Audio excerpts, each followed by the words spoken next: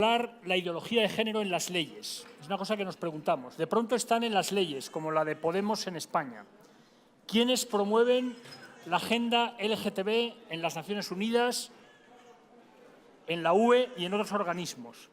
¿Cuánto dinero y cuántos intereses creados hay detrás? Para desenmascarar esta estrategia, nadie mejor que Rubén Navarro, abogado especialista en derechos humanos, máster en Derecho de la Empresa y ex agregado diplomático en la misión permanente de la Santa Sede ante Naciones Unidas en Ginebra. Ha sido directivo de la ADF Internacional en Ginebra y trabaja con diplomáticos, legisladores y organizaciones no gubernamentales para promover la libertad religiosa, la vida, el matrimonio y la familia, frente a las amenazas como las del lobby de la ideología de género. Agradecemos a Rubén Navarro su testimonio y sus palabras. Y luego, eso sí, todas las preguntas que se les ocurren. Rubén Navarro. Muchísimas gracias, Alfonso.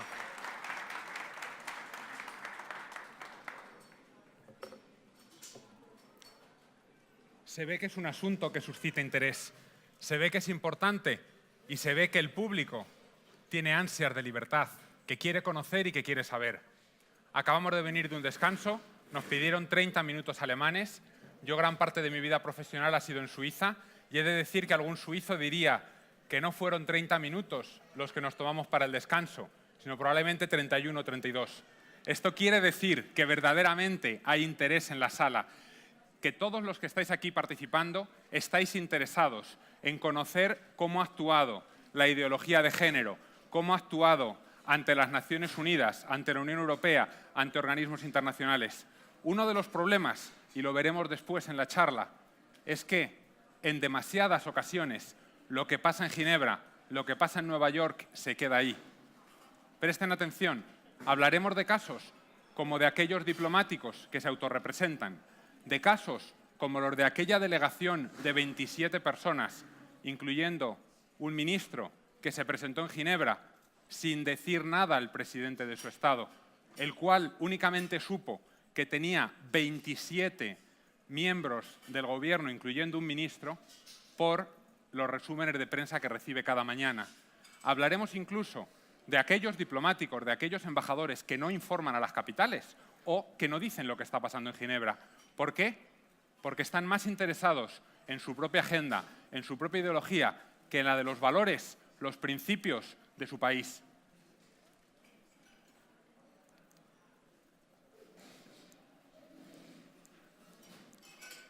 Vamos a hablar de la familia en los tratados internacionales, de la ideología de género y la agenda LGBT, del Convenio de Estambul, del Comité de Derechos Humanos, que es el órgano que monitorea uno de los órganos de tratados, uno de los tratados en Ginebra. Hablaremos también de los principios internacionales sobre LGBTIQ o LGBTI+, como les llaman, de las resoluciones del Consejo de Derechos Humanos en Ginebra sobre orientación sexual e identidad de género y la de la familia, también un contrapeso bastante importante. Un ejemplo, estamos en España, ¿cómo no hablar de esta proposición de ley LGBTI propuesta por Podemos, que en realidad fue escrita por la Federación Estatal de Gays, Lesbianas, Bisexuales y Transexuales? ¿Cómo permitimos que una ONG sea la que escriba una ley que nos va a atacar a todos? Porque no sé si saben que si este Congreso pasara un mes después de la aprobación de la ley, una vez que ésta entrara en vigor, probablemente todos los organizadores, con el traje de Superman o sin él, tendrían que hacer fila, poner una mano junto a otra y verían cómo reciben multas, cómo se cierra una determinada organización, cómo se acaba con unos establecimientos abiertos al público, cómo no se podría contratar con la administración, o eso se llama censura, cercenar la libertad de expresión. Y precisamente de eso vamos a hablar. Hay también una situación histórica en la ONU que hablaremos y trataremos. Vamos a ir al derecho positivo. Aquí casi todos somos justnaturalistas, entendemos que hay unos principios, unos valores morales que hay que seguir, No me adentraré en esos temas porque hay personas bastante más expertas que yo en ellos, pero hay que tener en cuenta también qué dice el derecho positivo sobre ello, qué dicen las leyes, qué dicen los acuerdos internacionales. Vamos a tener el primer texto, que sirve de orientación para muchos de ellos, la Declaración Universal de Derechos Humanos, que dice en el artículo 16.3, la familia es el elemento natural y fundamental de la sociedad y tiene derecho a la protección de la sociedad y del Estado. La pregunta que nos tenemos que hacer, todos nosotros, provenientes de distintos países, todos aquellos que nos están siguiendo por Internet, es, ¿verdaderamente se protege la familia? ¿Verdaderamente la sociedad y el Estado la tiene como un elemento natural y fundamental de la sociedad? ¿Estamos respetando los tratados y los acuerdos que hemos firmado? Hay muchos más. El artículo 10 del Pacto Internacional de Derechos Económicos, Sociales y Culturales dice: se debe conceder a la familia, que es el elemento natural y fundamental de la sociedad, la más amplia protección y asistencia posibles, especialmente para su constitución y mientras sea responsable del cuidado y la educación de los hijos a su cargo. El matrimonio debe contraerse con el libre consentimiento de los futuros cónyuges. ¿Estamos realmente protegiendo a la familia que tiene el cuidado y la educación de sus hijos a su cargo? ¿Es eso lo que se está respetando? ¿Es eso lo que respeta la agenda LGBT o la ideología de género en España, en Europa, en las Naciones Unidas? ¿Es eso lo que están respetando en sus países? Aquellos que vienen de Hispanoamérica, ¿están haciendo eso en vuestros países? Volvemos a lo mismo. Pacto Internacional de Derechos Civiles y Políticos, Convención de los Derechos del Niño. Todos reconocen la familia como elemento fundamental de la sociedad, reconocen los derechos de los padres. Lamentablemente, hoy en día, nuestros legisladores y aquellos que no lo son, porque al fin y al cabo somos responsables de elegir a nuestros legisladores. Si aquellos que elegimos no nos representan o no siguen los valores y los principios que queremos, lo tenemos más o menos fácil cambiar, votar por otros, ponernos nosotros intentando representar a la sociedad en la que realmente creemos. El problema es cuando realmente tenemos a personas que no han sido elegidas, que están arrogándose la representación de unos valores y queriendo cambiar el ámbito internacional. La Convención de los Derechos del Niño indica en su preámbulo que la familia es el grupo fundamental de la sociedad y medio natural para el crecimiento y el bienestar de todos sus miembros, y en particular de los niños. Debe recibir la protección y asistencia necesarias para poder asumir plenamente sus responsabilidades dentro de la comunidad. ¿Tiene esto que ver con lo que está pasando en España, con lo que está pasando en otros países que no dejan ningún tipo de derecho para los padres, que quieren cambiarlo totalmente, que consideran los padres los meros progenitores que luego ya no tienen ninguna responsabilidad en la educación de los hijos? Podemos hablar, por ejemplo, de las Naciones Unidas. Podemos hablar de cómo ciertos grupos han llevado a cabo una manipulación cultural, cómo se han infiltrado dentro de la sociedad. Sería lícito preguntarnos por qué un alto porcentaje de personas que trabajan en las Naciones Unidas o que trabajan en las representaciones diplomáticas, ¿por qué pertenecen al llamado colectivo LGBT? ¿Por qué tenemos que algunas misiones, con la excepción de una persona, todos los miembros eran hombres que tenían relaciones sexuales con hombres o mujeres que tenían relaciones sexuales con mujeres, personas atraídas hacia el mismo sexo? ¿Por qué tenemos esto en Ginebra, en Nueva York, en las Naciones Unidas? ¿Son de verdad esas las sociedades? ¿Son esas las personas que nos representan? Podemos hablar también de una campaña, Libres e Iguales. Hay dos fotografías que me gustaría que vieran ustedes porque son muy buenos ejemplos sobre esto. El amor explicado por Nelson Mandela. Ustedes saben quién fue Nelson Mandela, presidente de Sudáfrica. Ustedes saben que luchó contra el apartheid, que luchó contra la discriminación racial, negros y blancos. Y él dijo: si las personas pueden aprender a odiar, pueden aprender a amar, porque el amor aparece de manera más natural en el corazón humano que lo contrario. Y entonces, lo que está haciendo aquí la Oficina del Alto Comisionado de las Naciones Unidas es decir, una cita realmente hermosa sobre tratar a los demás como iguales de un auténtico líder mundial. Es decir, solamente eres auténtico líder mundial si hablas del amor de esta manera. No sé lo que pensaría Nelson Mandela o si él hubiera prestado su imagen, sus palabras, para promover esta campaña. No sabemos qué es lo que diría Madre Teresa de Calcuta, que tanto se distinguió en su defensa de la vida, si ella diría, el amor es amor. Así nos lo recordó la Madre Teresa de Calcuta. Si no tenemos paz es porque hemos olvidado que nos pertenecemos unos a otros. La presentan no como una religiosa católica, sino como un líder espiritual y premio Nobel de la Paz. Aquí la tenemos. Incluso algunos me preguntaban, ¿y por qué crees que aparece un cuervo negro en lo alto de la fotografía? ¿Qué puede querer decir? Eso ya lo dejo a la interpretación del inteligente público. La imagen también es muy importante. Podemos volver a esta campaña de Libres e Iguales, que decía que era una campaña de educación pública mundial sin precedentes de las Naciones Unidas, en pro de la igualdad de las personas lesbianas, gay, bisexuales y transgénero. El programa oficial indica que creará mayor conciencia de la violencia y discriminación homofóbicas y transfóbicas y promoverá un mayor respeto de los derechos de las personas LGBT.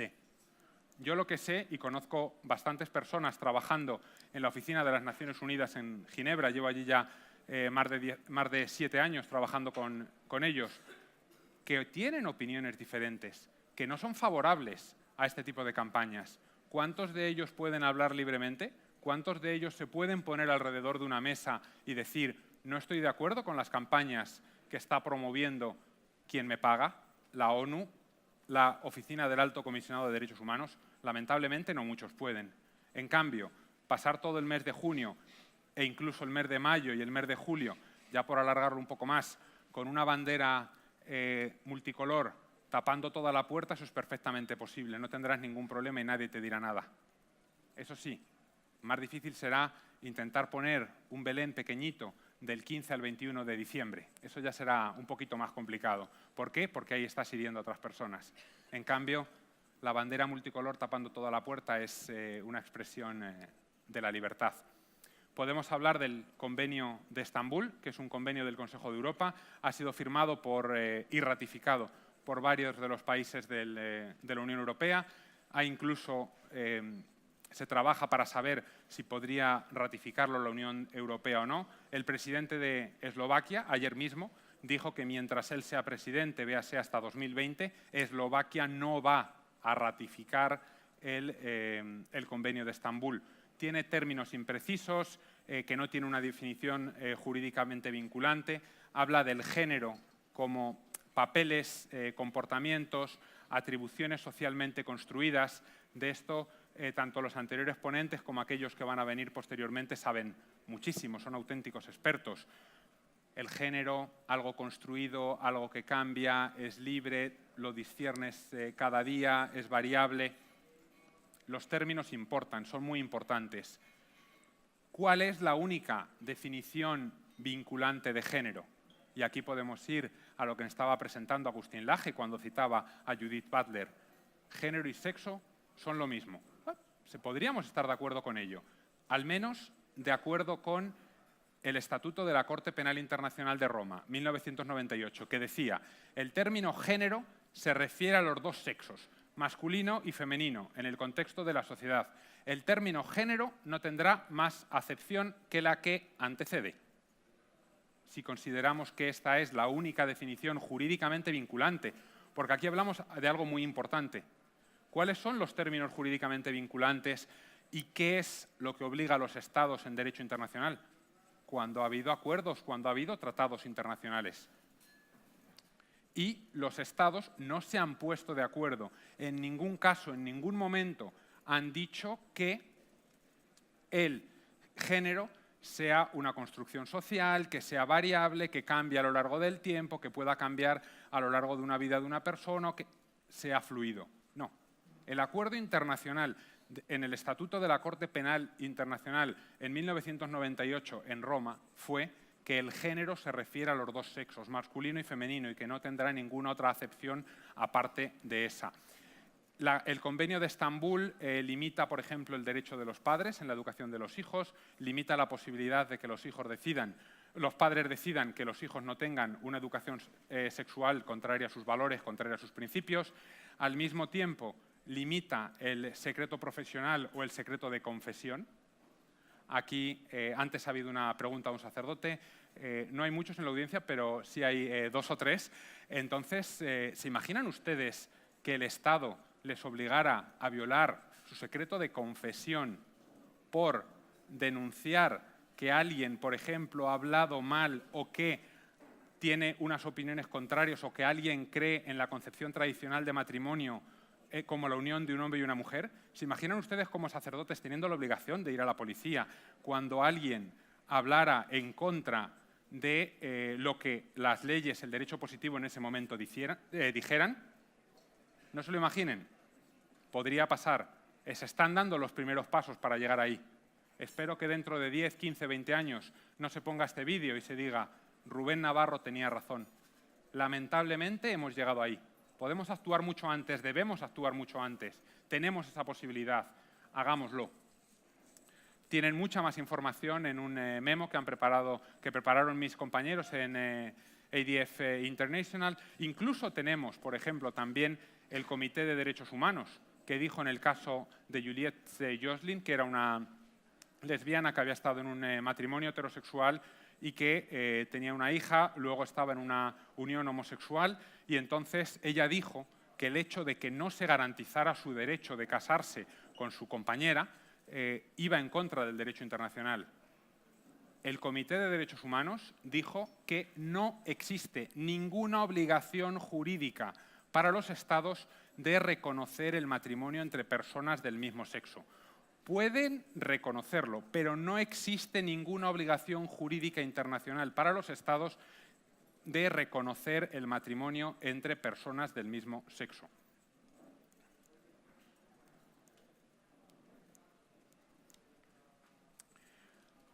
Algunos de ustedes seguro que conocen, han oído hablar o incluso han leído la llamada Biblia de los derechos LGBTI, los principios de Yogyakarta.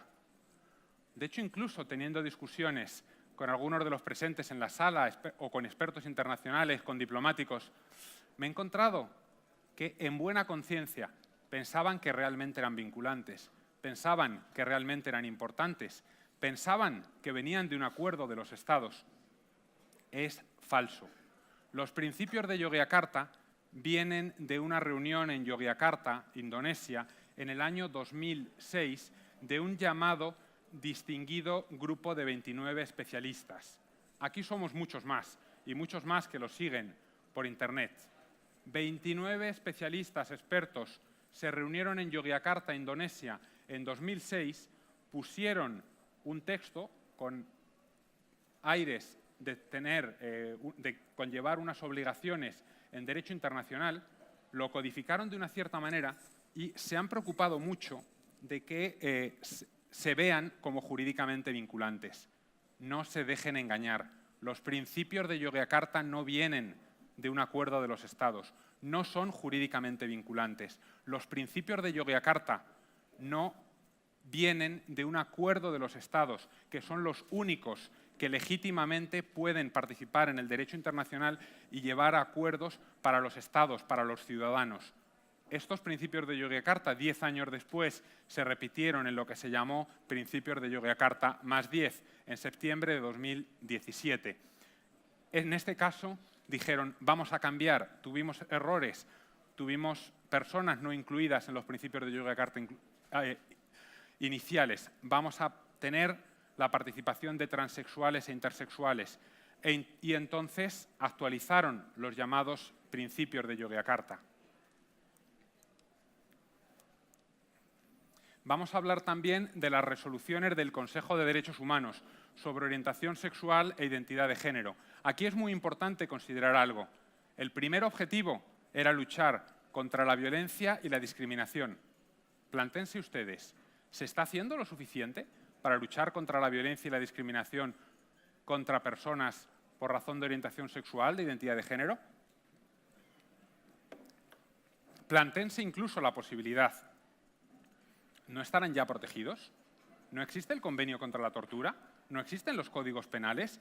Si alguien tortura a una persona, a un hombre, porque se siente atraído hacia otros hombres, si alguien tortura a una mujer porque se siente atraída hacia otras mujeres, ¿no existen ya los códigos penales que penalizarían esas acciones? Si alguien mata a alguien, a un hombre, por tener atracción sexual hacia otros hombres, ¿no existen ya las constituciones que proclaman una cierta igualdad, los códigos penales o tratados internacionales, en este caso el convenio contra la tortura, que penalizarían esos hechos?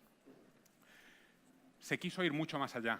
No solamente se quería evitar legítimamente o criticar la violencia contra personas por orientación sexual, por las llamadas orientación sexual e identidad de género, sino que se quería hablar de discriminación.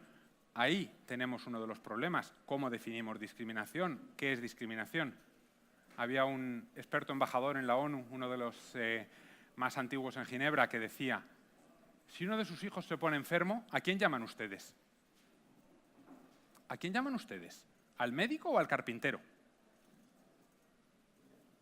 Entonces, si el matrimonio ha sido protegido históricamente porque ayuda a la sociedad, por el bien de la sociedad, porque es el mejor lugar, y tenemos la ley internacional que lo dice, aparte del derecho natural, es el mejor lugar para el desarrollo de los hijos, ¿por qué tenemos que aceptar que se llame matrimonio o que se considere una discriminación el no dar un llamado derecho al matrimonio a personas que están en uniones del mismo sexo? Esa sería una legítima pregunta que nos podríamos hacer todos. Obviamente, el camino, la estrategia era otra, era diferente. De hecho, lo vimos con el doctor Beatit Muntafhorn, cuando fue elegido el primer experto independiente por orientación sexual e identidad de género.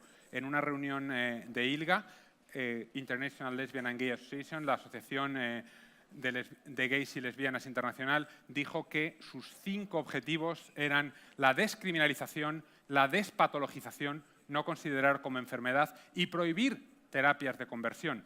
Tenemos el caso de que si alguien quiere cambiar, si alguien quiere bajar de peso, si alguien piensa que tiene poco pelo y que querría hacerse un injerto capilar, podría hacerlo, no tendría ningún problema. En cambio, si alguien tiene una atracción hacia personas del mismo sexo y desea ser tratado por ello, estaríamos que la persona que le quiere ayudar sería criminalizada, podría enfrentarse a penas de cárcel. Eso es una de las cosas que haría la ley propuesta por Podemos en España y que ya se está haciendo en otros países. ¿Es eso verdaderamente libertad?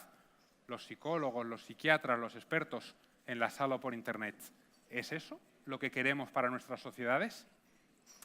También hablaba del reconocimiento de género legalmente de forma directa, sin necesidad de pedir el divorcio.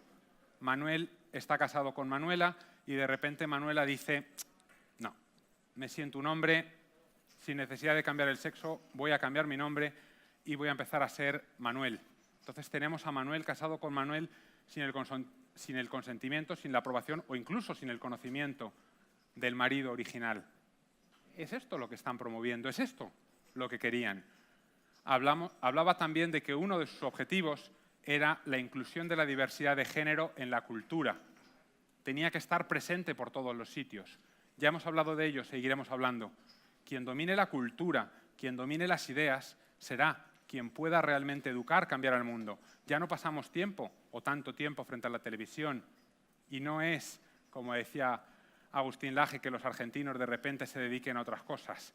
No, no están leyendo libros, no se están formando, están con otro tipo de pantallas, con ordenadores, con teléfonos móviles.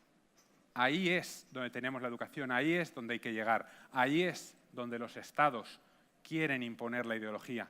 Porque de verdad, si fuera una ideología tan buena, si fuera tan bondadosa y si todos la pudiéramos aceptar, no me cabe ninguna duda de que todos la aceptaríamos voluntariamente. No necesitaríamos al Estado criminalizando, poniendo sanciones o criticando que alguien pensara de forma diferente. No necesitaríamos al Estado limitando nuestra libertad de expresión si realmente fuera algo tan bueno y tan bondadoso. Como ya comenté anteriormente, la legislación internacional protege a todos, libertad de expresión, libertad de conciencia, derecho a la vida. Los conceptos de orientación sexual e identidad de género no están definidos internacionalmente y promover estos conceptos, hacer que se acepten, implican ataques o limitaciones de la libertad de opinión, expresión religiosa y de conciencia. Lo veremos más claramente con imágenes que traeré a colación en relación con la propuesta de ley de Podemos en España y hablaremos de esto. También las leyes contra el odio generan un límite, cercenan la libertad de expresión y además lo hacen de una forma muy clara. Me gustaría también hablar de las resoluciones que ha habido en junio de 2014, 15, 2016 y 2017 de protección de la familia. Se hablaba que la familia era el elemento natural y fundamental que tiene derecho a la protección de la sociedad y del Estado. No me cabe ninguna duda que a ustedes les suena. ¿Por qué? Porque lo dije, ya está en el derecho positivo. Ya pertenece a la Convención de los Derechos del Niño, a la Declaración Universal de Derechos Humanos, a los pactos internacionales. Se hablaba de la familia como gran fuerza para la cohesión social, el desarrollo social, la crianza de los hijos, la desintegración familiar. Hay muchos estudios que dicen que en hogares desintegrados, en hogares en los que no hay una figura paterna y materna, en hogares donde falla una de estas figuras, hay más violencia, hay hay alcoholismo, hay mayor uso de drogas. No tiene por qué ser en todos, pero sí que hay una clara correlación estadística. La familia es un elemento natural que ayuda en el desarrollo de la familia en sí misma y al mismo tiempo de la sociedad. Hubo mucha presión. No se pueden imaginar ustedes la presión que hubo de organizaciones LGBT. Allí fácilmente había 40, 50 al menos y lamentablemente defendiendo la familia como la unión de un hombre, de una mujer, de un esposo, de una esposa. Lamentablemente los que estábamos se podían contar con los dedos de una mano y probablemente sobraban dedos. ¿Por qué? Porque no hemos creído en ello, porque nos ha faltado los idiomas. Nos hemos encontrado que aquellos que teníamos unos valores, unos principios, no hablábamos inglés, no hablábamos francés, no salíamos de donde estábamos, no nos atrevíamos a salir, nos conformábamos con quedarnos en nuestro rancho, en nuestro pueblo, en nuestra ciudad y no salíamos afuera, no defendíamos nuestros valores y nuestros principios. Ha pasado también en la Iglesia Católica, en otras iglesias. No, si los que vienen aquí lo tienen todo muy claro, no pasa nada, aquí no me los van a cambiar. Y no se daban cuenta que al servicio religioso iban 1 hora a la semana, en cambio la televisión la veían 4 horas al día. Ha habido un cambio lento, pero persistente y claro. ¿Cuáles eran las propuestas de estos abogados de los derechos, de los llamados derechos LGBT, de la ideología de género? Querían cambiar el título a protección de las familias. Querían decir que estaban en contra de que se hablara de que la familia juega un rol crucial en la preservación de la identidad cultural, tradiciones, moral, herencia y sistema de valores de la sociedad. Querían incluir todas las familias, incluidas las LGBTIQ, o las familias sin discriminación por razón de diversidad sexual. Aquí nos podemos preguntar por qué ciertos países, y hablando con diplomáticos del norte de Europa, dedican el 90%, repito, el 90% de los recursos en promover los llamados derechos sexuales y reproductivos, en promover la ideología de género, la agenda LGBTI, en promover el llamado derecho al aborto. ¿Por qué nos encontramos con países que dedican el 90% de su tiempo, de sus esfuerzos diplomáticos y probablemente de su dinero, del dinero de los contribuyentes, en promover ideologías que no cuentan con una aprobación universal, ni siquiera en sus países de origen? ¿Por qué el presidente de los Estados Unidos, Barack Obama, dijo que antes de dar ayudas, antes de apoyar internacionalmente a algún país, chequen, comprueben cómo son las leyes LGBTI en esos países? Aquellos que no respeten los derechos de los homosexuales no van a recibir ningún tipo de ayuda. Vamos a acabar con ello, vamos a cambiar. Uno de los casos más claros fue el embajador ante Nueva York de un minúsculo país, San Vicente y las Granadinas, tiene 70.000 personas. Llegó a la ONU, al examen periódico universal, y dijo, discúlpenme que venga solo. Normalmente las delegaciones son entre 10 y 30, 40 personas. Él vino solo. Dijo, discúlpenme, Ginebra es demasiado caro, no podemos tener una presencia. Estamos representados en Nueva York, pero no en Ginebra. Hemos sufrido una presión terrible. Lamentablemente, las cifras que están dando de empeoramiento en la educación, de falta de medicinas en los hospitales públicos o de falta de inversiones en las infraestructuras son incluso peores.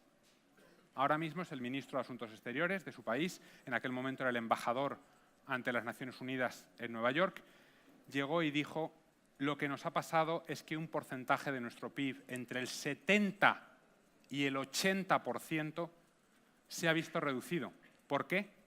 Porque no nos plegamos a las peticiones de un cierto país occidental. No lo nombró, pero no hace falta nombrarlo. Hubo un cierto país occidental, cuyo nombre empieza por Estados, que dijo que si ustedes no siguen estas leyes, si no hacen lo que nosotros le pedimos, le vamos a prohibir el comercio internacional del principal producto que tienen, los plátanos, las bananas. Eso hizo que la educación en el país empeorase, que las infraestructuras empeorasen, que los hospitales se desabastecieran. Entonces, cuando alguien me pregunta, ¿realmente se está imponiendo la agenda LGBTI, la ideología de género? Digo, claro, de una forma muy fácil, incluso de la del dinero. Esa es una forma para imponer la agenda LGBTI y nos importa a todos. Me gustaría hablar de la proposición de ley de igualdad en España. Tiene muchos problemas. Puede tener algo legítimo, que es vamos a acabar contra una cierta discriminación, vamos a acabar contra la violencia.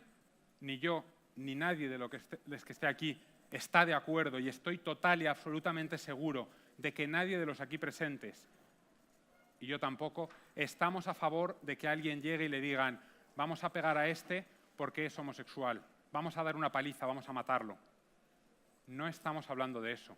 Para eso existe el ámbito penal y lo tenemos todos muy claro. Estamos hablando de una lucha contra la discriminación, una lucha contra la violencia, de una forma errónea, que conlleva muchos problemas. Vamos a ver varios de ellos. La vaguedad de la terminología, riesgo de litigación oportunista, una violación de la libertad de expresión, de los derechos de los padres en la educación de los hijos, incluso del derecho a la presunción de inocencia o de los efectos negativos en los niños o un fraude de ley. Vamos a ir a tratar de ellos. La vaguedad de la terminología. Y aquí voy a citar. No podemos establecer con claridad qué significa ser del género femenino o qué significa ser del género masculino. La proposición de ley tampoco nos lo aclara. El sexo, XX o XY, no es algo que se pueda cambiar. Viene dado por la biología. Lo que se puede hacer es una operación para que los genitales parezcan del otro sexo. Las intervenciones quirúrgicas que se realizan a las personas transexuales y transgénero no dan como resultado la aparición de órganos. Se podrían preguntar, ¿quién ha sido esto? ¿Quién lo ha dicho? ¿Algún grupo antiderechos humanos? ¿Algún grupo anti-gay? ¿Algún grupo antifeminista? No. Lo dice Femnosotras, un colectivo definido dentro del feminismo radical, que quieren tomar los problemas desde la raíz de la misma opresión. Un grupo que lucha contra el heteropatriarcado, que tiene muy claro qué es lo que se tiene que hacer, cómo tienen que luchar contra ello, y que dicen que los términos no están definidos. Va a aumentar también los litigios.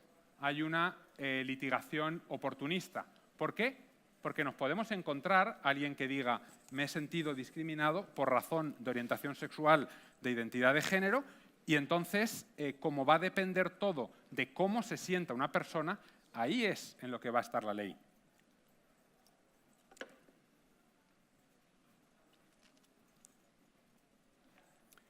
Tendríamos más problemas.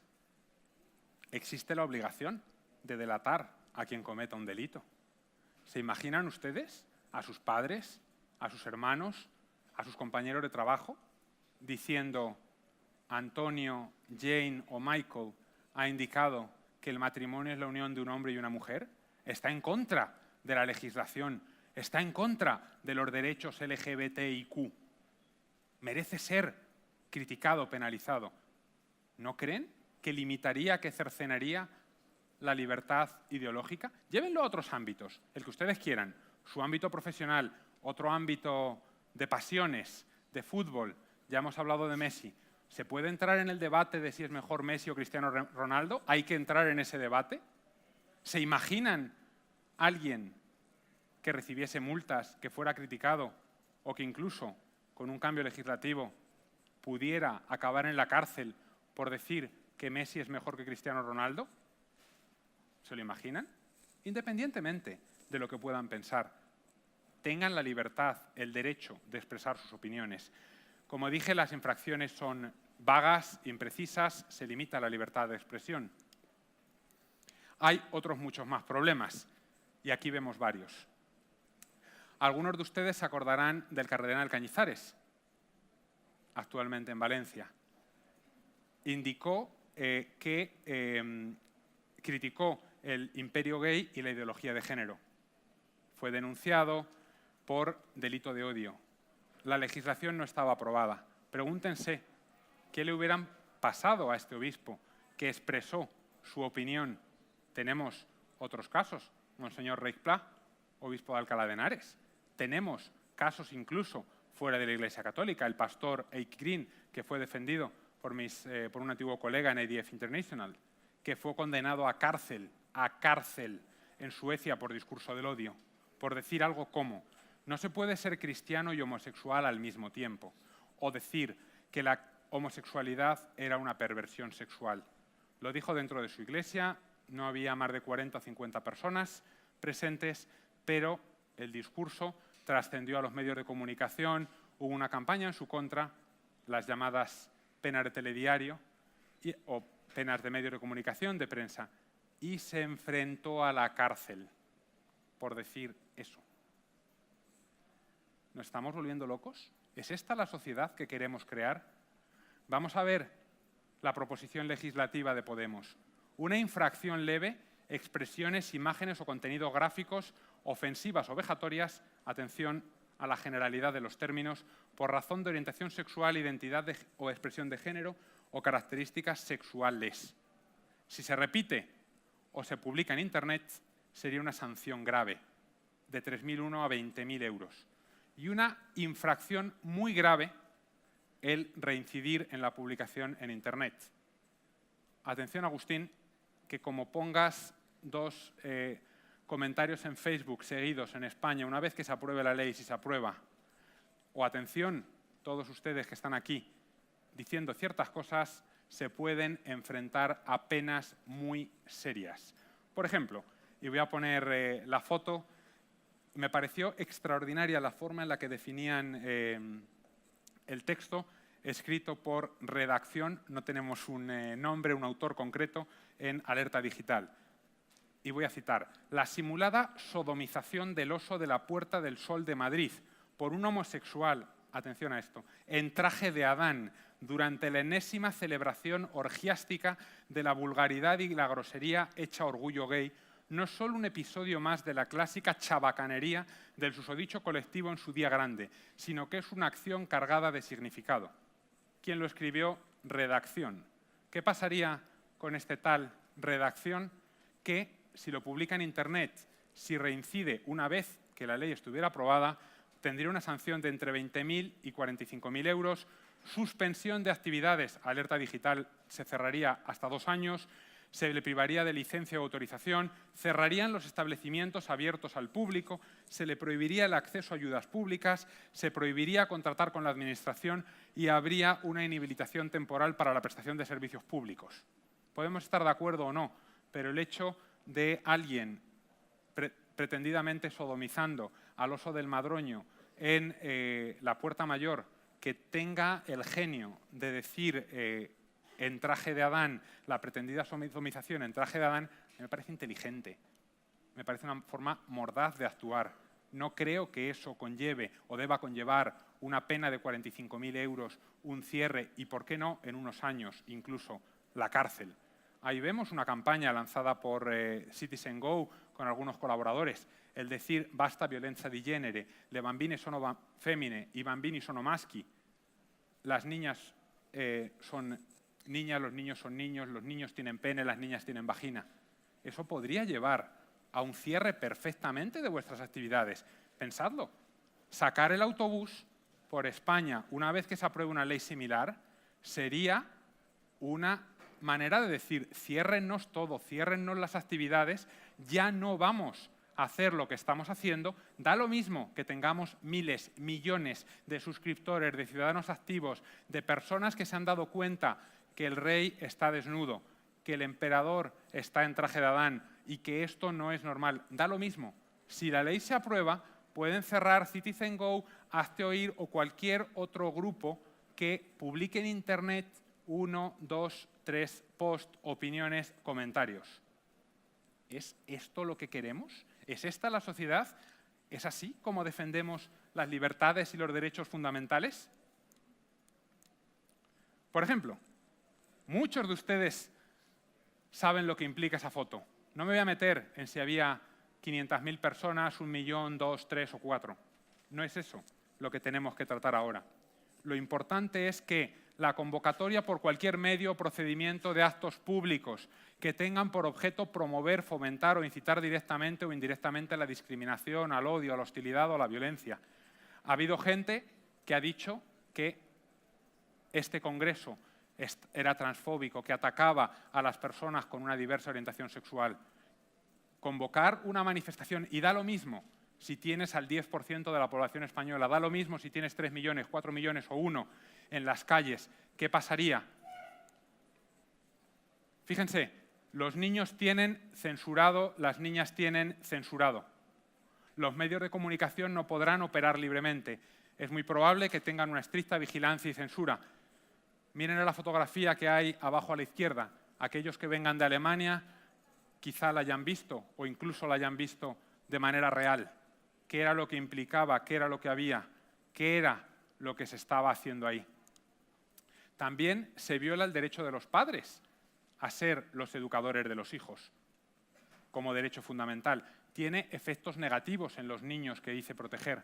¿Hemos pensado cuáles son las implicaciones para el niño, para la niña, a la que le dicen no se preocupe, usted es libre, puede hacer lo que quiera, cámbiese el sexo o elimine el pene que tiene, vamos a, de alguna manera, intentar recrear artificialmente una vagina? No se puede cambiar el sexo. Hay un cambio en la apariencia exterior de los genitales. El sexo no se puede cambiar. Pero bueno, nos van a hablar expertos de ello, el señor Heyer, así que no voy a entrar en un ámbito en el que no soy, desde luego, tan especialista como lo es él. Luego también podría darse lugar a los tratamientos hormonales, a la esterilización. Le están diciendo a los niños a los que le quieren someter a tratamientos hormonales, a los que le quieren someter a un supuesto cambio de sexo, los riesgos, todo ello sin el conocimiento o sin el consentimiento de los padres. Yo recuerdo la negociación de una resolución en Ginebra. Era para la prevención de la mortalidad de niños menores de 5 años y se hablaba del cambio de sexo. Levanté la mano y dije, perdónenme, no soy un experto médico, pero no soy padre tampoco, no tengo hijos. Y esta resolución está hablando de prevención de la mortalidad de niños menores de 5 años. ¿Realmente están diciendo ustedes que niños menores de 5 años se pueden someter a un tratamiento hormonal, a un cambio de sexo, de una forma independiente respecto a los padres y con el consentimiento de un médico? Yo no dejaría a un hijo menor de 5 años que le quitaran un diente sin mi consentimiento, sin el consentimiento de mi esposa. ¿Realmente estamos diciendo que a un niño de 5 años le van a poder hacer una reasignación sexual, un cambio en los genitales, porque cree que es mejor para él aparecer como un niño o como una niña sin el consentimiento de los padres? Estoy hablando de la ONU, hace 5 años. Podría venir perfectamente a España, es parte de la ideología de género, es parte de la agenda LGBT. Tengan en cuenta dónde estamos. La misma resolución hablaba del derecho al aborto y dije lo mismo. No soy un experto médico, pero hasta donde sé soy un abogado. La resolución es demasiado larga. no estaríamos hablando de que las niñas de menos de 5 años ni siquiera se pueden quedar embarazadas. ¿Por qué estamos hablando de su llamado derecho al aborto? Otro de los puntos de las consecuencias negativas sería el fraude de ley. Hombres, por ejemplo, condenados por abusos sexuales a mujeres, podrían decir perfectamente: me siento mujer, yo voy a una cárcel de mujeres. ¿Qué les parecería? ¿Cómo actuarían? ¿Qué dirían las mujeres de ello? Podemos hablar también de la enmienda a la totalidad del Partido Popular. ¿Por qué está tan confundido? ¿Por qué el Partido Popular pone al mismo nivel Yogyakarta, que como ya vimos son las conclusiones de una reunión de distinguidos expertos de un grupo de amigos, al mismo nivel que la Constitución española, que la Declaración Universal de Derechos Humanos, que el Tratado de la Unión Europea? ¿Por qué nuestro Partido Popular, el centro-derecha, los conservadores en España, están promoviendo también la agenda LGBT, la ideología de género? Recordamos que presentaron un recurso de constitucionalidad contra la ley del matrimonio homosexual, la ley de reproducción asistida, la ley de rectificación registral del sexo, pero hoy se entienden como, todas ellas, nueva legislación para culminar el camino hacia la igualdad. El último punto del que quiero hablar es la situación histórica. En la ONU, en organismos internacionales, del cambio necesario. ¿Qué podemos hacer para defender el matrimonio y la familia? ¿Qué es lo que no hemos hecho? ¿Dónde es donde hemos tenido problemas? ¿Por qué ahora estamos en la situación que estamos? Muy sencillo, porque no hemos estado. Aquellos que promovían la ideología de género, la agenda LGBT, han ganado por incomparecencia del adversario. En la Liga Española sería 3-0 porque el adversario no llega al partido. Es lo que nos ha pasado. No sé si han ganado 3-0, 5-0 o 10-0, no lo sé. Lo que está claro es que han ganado. ¿Por qué? Porque no estábamos presentes, porque no hemos denunciado la presión diplomática, porque no hemos participado en las reuniones, porque no hemos presentado nuestros informes sombra, porque no hemos organizado eventos paralelos, porque no hemos hablado ante nuestros representantes y les hemos hecho responsables, accountable, que dirían en inglés, de lo que han hecho. Entonces, eso es muy importante. Tenemos también aquellos de ustedes que son parlamentarios, que son legisladores, tengan en cuenta esto, tengan en cuenta los valores, la sociedad, la moral y tengan en cuenta que sus representantes son también responsables de defendernos. Cuando no lo hagan, háganles pagar por ello. Díganles, nosotros somos ciudadanos activos. Podría ser una opción Hazte-Oír, Citizen Go, cualquier otra plataforma, pero tengan claro que tienen que expresar sus valores y sus principios. Tengan claro que hay que defender la familia frente a los ataques de la agenda LGBTI, de la ideología de género.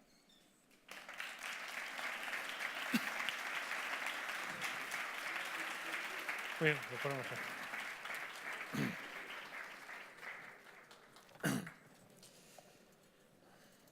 Bueno, tenemos alguna pregunta para Rubén Navarro. ¿No es muy fatigoso estar siempre luchando contra nuestros gobiernos? ¿No será que no son nuestros, sino marionetas serviles de ellos? Y entre paréntesis pone Rockefeller, Rothschild, Morgan, etcétera. Tenemos que tener en cuenta a quién estamos votando, quiénes son nuestros representantes, quiénes son aquellos que nos hemos dado como representantes. Llámese Partido Popular en España o llámese cualquier otro partido en cualquier otra parte del mundo. ¿Por qué les estamos votando? ¿Por qué les estamos eligiendo? ¿Y a quién representan? Ha habido un cambio clarísimo. Acabo de citar que el Partido Popular en España presentó una cuestión de constitucionalidad por la ley del llamado matrimonio homosexual aprobada durante el gobierno socialista de Zapatero y ahora lo aceptan como parte del camino hacia la igualdad. ¿Qué es lo que ha cambiado? ¿Ha cambiado la sociedad? ¿Hemos cambiado nosotros? ¿Han cambiado nuestros representantes políticos? Es una pregunta que nos tenemos que hacer. O directamente lo que ha cambiado es que ha habido un pequeño grupo que habla, que se pone en pie y luego no tiene ningún tipo de contestación.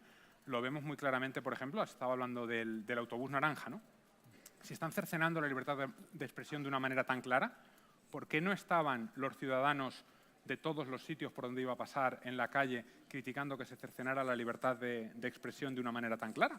Podría ser algo totalmente necesario y no se hizo así. Entonces, bueno, pues tenemos que pensar cómo estamos actuando nosotros también de forma individual, con nuestro voto o con nuestras decisiones día a día. Lo que pasa es que la pregunta se refiere no solo a los partidos, sino a ellos, o sea, Rockefeller, Rothschild, Morgan, un poco los cerebros económicos y las grandes corporaciones que al final muchas veces son las que mueven a los gobiernos y a los partidos, ¿o no? Sí, efectivamente. Podemos preguntarnos por qué hay representantes de la sociedad civil, por qué en las negociaciones de las resoluciones de la ONU hay 40, 50, 60 representantes de las llamadas organizaciones LGBT y por qué solamente hay unos pocos representantes de organizaciones que representan una visión clásica de la familia, como la formada por la unión entre un padre y una madre, un hombre y una mujer. Pues sencillamente, en muchos casos, por falta de financiación. Aquí tenemos muchos representantes, algunos de ellos he estado hablando con ellos, que dicen, mira, me encantaría ir a Ginebra, pero no tenemos dinero. No tenemos la posibilidad de ir allí, pagar unos hoteles muy caros, quedarnos unos días y el avión. Nos falta eso, nos falta esa capacidad que, por ejemplo, en el otro lado no les falta. Entonces, sí, efectivamente, representan porque tienen una capacidad, porque tienen unas posibilidades económicas en muchos casos. No creo que nos falte, aquellos que defendemos una visión tradicional de la familia, una capacidad intelectual. No creo que nos falte una determinada... Lo que nos falta en muchos casos es la decisión de tomar acción, de actuar. Los idiomas, en muchos casos, también faltan, son un límite. Y en otros casos lo que falta es el valor de decir voy allí y bueno, pues, a defender mis valores y mis principios. Otra pregunta relacionada con la anterior dice, bueno, esto es como el pez que se muerde la cola. Resulta que los que hacen las leyes son los partidos políticos y la mayor parte de los partidos políticos de Europa han comprado la Convención de Estambul, los principios de Yogyakarta, o sea, han comprado la ideología de género, ¿no? Prácticamente no hay ningún partido en Europa, no sé, quizá a lo mejor Gabriele Cubi nos saca del error, Alternativa por Alemania, no lo sé, pero prácticamente no hay ningún partido importante en Europa que defienda de manera clara la familia ante la amenaza LGTB. ¿Qué podemos hacer los ciudadanos si los partidos que hay son los que hacen las leyes, incluidos los partidos de derecha? ¿Qué podemos hacer? O sea, es que estamos atados de pies y manos, ¿no? Creo que todo es parte de la misma estrategia.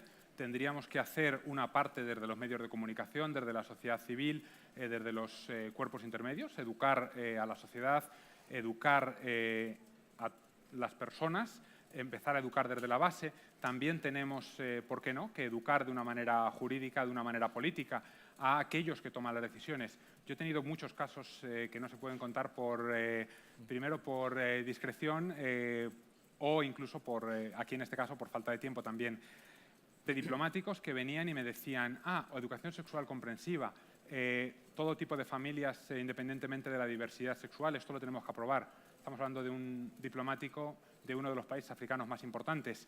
Entonces yo le dije, esto es un error. ¿Quién te ha dado estos datos? Me dijo el nombre de un país occidental. Dijo, mira, es esto, hay unos estudios, hay que promover esto, está muy claro. Y digo, ¿a ti no te han dicho lo que significa? Digo, vamos a hacer una cosa. Nos metimos en la página web del ministerio de ese país y encontramos precisamente lo que había. Se llevó escandalizado las manos a la cabeza y dijo, pero esto es pornográfico. Es un ejemplo muy claro. En este caso estamos hablando de una manipulación a alguien que tenía que tomar decisiones, es decir, a un legítimo representante de un Estado, de un país africano, que tenía claros cuáles eran sus valores y principios, lo que no tenía claro era cuáles eran los términos. Entonces también hay que trabajar con los términos y le faltaba asimismo una claridad sobre cuáles eran las implicaciones de una determinada agenda. Pensaba que todo el mundo era muy bueno y tenía unos valores y principios bondadosos, pero no era así. No fue manipulado en ese caso porque yo, representante de una ONG, hablé con él, pero éramos 4 o 5 los representantes de ONGs con ciertos valores y principios. En el otro lado tenían 50 o 60 que estaban dando la información contraria, con lo cual es credibilidad, necesitas también hacerte amigos de ellos, tener una buena relación y se puede empezar a cambiar todo desde la base. Muy bien. Una última pregunta. Dice, bueno, la sociedad también parece que está adormecida, por lo menos la sociedad española. Muchas familias en España en el último año no se habían enterado de que hay leyes en más de 11 comunidades autónomas en las que les quieren quitar el derecho a educar a sus hijos a través de la ideología de género. Y, por otro lado, muchos españoles no se habían enterado hasta que no apareció el autobús de Hazte Oír. y muchos españoles también dijeron que el autobús de Hazte Oír, con la campaña, con el mensaje, los niños tienen pene, las niñas tienen vulva, era agresivo y provocaba el odio. Eso no demuestra que la sociedad civil también está adormecida, como que no se entera, no se ha enterado de lo que tiene encima. Totalmente, totalmente, Alfonso. La sociedad civil está adormecida. Yo lo veo por ancianos, por personas mayores, incluso cercanas a mí, que dicen, bueno, es una pena, yo la sociedad, Rubén, no la entiendo, no sé dónde va a ir, pero bueno, debe ser que me estoy haciendo mayor. Y lo entienden como que se están haciendo mayores, como que no entienden la sociedad, como que son ellos los que no han sido capaces de adaptarse a ciertos cambios, en vez de decir y preguntarse, oye, aunque no hayamos tenido estudios, aunque no hayamos tenido la posibilidad de ir a la universidad o incluso han vivido una guerra civil de aprender a leer y escribir correctamente, ¿realmente es esto justo? ¿Realmente es esto lo que queremos? ¿Realmente lo que nos proponen nuestros partidos políticos, los representantes, es lo correcto? Entonces, bueno, pues hay que despertar a la sociedad y eso se hace por medio de campañas públicas, se hace por un autobús, podría ser una opción, la avioneta podría ser otra, pero también el hablar con el vecino, el hablar con quien tenemos cerca, el hablar con esa persona y decirle por qué tenemos unas ciertas opiniones, unos valores o unos principios. Eso también es muy importante. Muy bien. Pues nada más. Muchísimas gracias, Rubén, por tu exposición y la respuesta a tus preguntas. Muchísimas gracias, Alfonso.